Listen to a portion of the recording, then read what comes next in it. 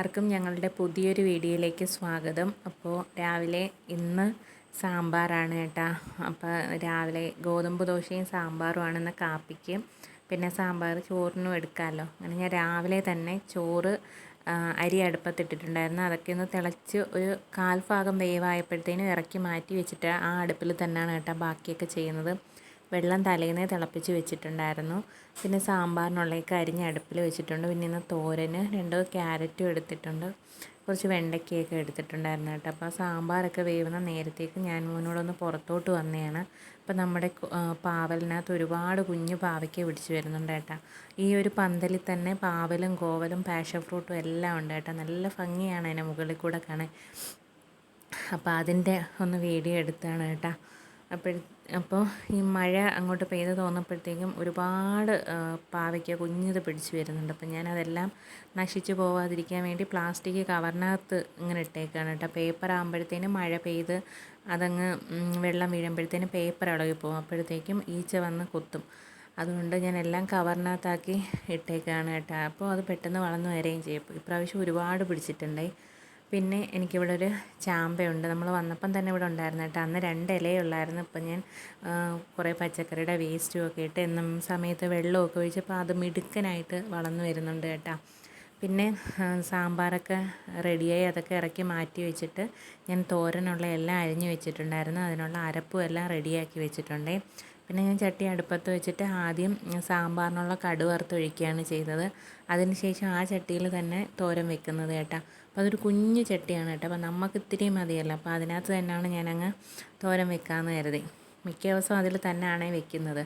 അങ്ങനെ ഞാൻ അരിഞ്ഞ് വെച്ചേക്കുന്നതെല്ലാം തോരൻ വെക്കാൻ വേണ്ടി ആ പാത്രത്തിലിട്ട് പിന്നെ ആദ്യം ഇച്ചിരി വെളിച്ചെണ്ണ ഒഴിച്ച് കടുകൊക്കെ വറുത്ത് അതൊക്കെ ഒന്ന് പൊട്ടി വന്നപ്പോഴത്തേക്കാണ് കേട്ടോ അരിഞ്ഞ് വെച്ചേക്കുന്നത് കേട്ടോ. പിന്നെ അതിന് ആവശ്യത്തിനുള്ള ഉപ്പുമൊക്കെ ഇട്ടിട്ട് അരപ്പൊക്കെ ഇട്ട് അതൊന്ന് വേവിച്ചെടുക്കുകയാണ് ചെയ്യുന്നത്. വെള്ളം ഒന്നും ഒഴിക്കണ്ട, നല്ല വെള്ളം ആ എണ്ണയിൽ തന്നെ കിടന്ന് വെന്തോളും.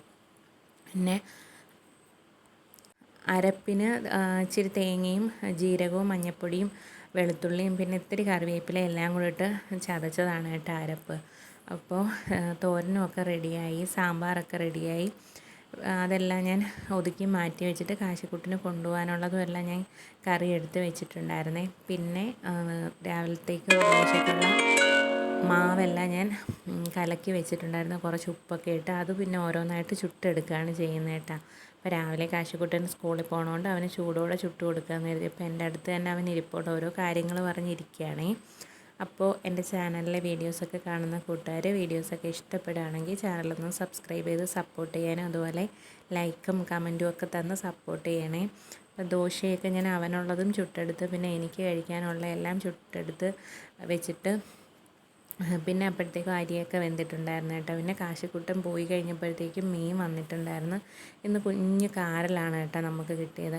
അപ്പോഴത്തേക്കും അത് കുറച്ചെടുത്ത് വറുക്കാമെന്ന് കരുതി. പിന്നെ ഇത്തിരി കറിയും വെക്കണം, പിന്നെ പിള്ളേർക്കും കുറച്ച് വേവിച്ച് കൊടുക്കുന്നത്. അപ്പോൾ ഇന്ന് അവന്മാർക്ക് ഞാൻ ചിക്കൻ മേടിച്ചില്ല.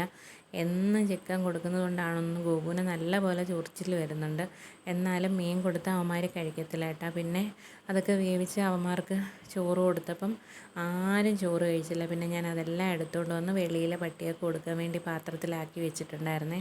പിന്നെ അടുക്കള എല്ലാം ഒതുക്കാനുണ്ടായിരുന്നു. രാവിലത്തെ പാചകമൊക്കെ കഴിഞ്ഞതിന് ശേഷം പാത്രങ്ങളൊന്നും കഴുകിയിട്ടില്ലായിരുന്നു. അപ്പോൾ നമുക്ക് വെള്ളം തീർന്ന് ടാങ്കിൽ പകുതി വെള്ളമേ ഉള്ളൂ, വെള്ളം പിടിച്ചു വയ്ക്കാൻ പറ്റിയില്ല.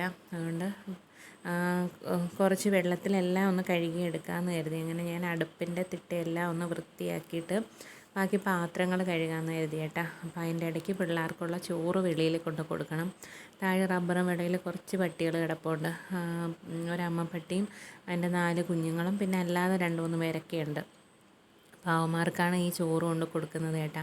പുറത്തുനിന്ന് ഒരാൾ നോക്കുമ്പം വേസ്റ്റ് കൊണ്ട് കളയാണെന്നേ തോന്നുള്ളൂ. ഞാനൊരു വാഴയില കൊണ്ട് തെങ്ങിൻ്റെ മൂട്ടി ഇട്ടിട്ടുണ്ട്, അതിനകത്ത് കൊണ്ട് ഇട്ട് കൊടുക്കും. അവർക്കും കഴിക്കണ്ടേ. അങ്ങനെ അവർക്കുള്ളത് മാറ്റി വെച്ചിട്ട് പിന്നെ പാത്രങ്ങളെല്ലാം കഴുകി ഒതുക്കിയിട്ട് അതെല്ലാം വൃത്തിയാക്കി അവന്മാർക്കുള്ള ചോറെല്ലാം കൊണ്ട് കൊടുത്തിട്ടുണ്ടേ. അപ്പോൾ ഇന്നത്തെ വീഡിയോ ഇത്രയേ ഉള്ളേ.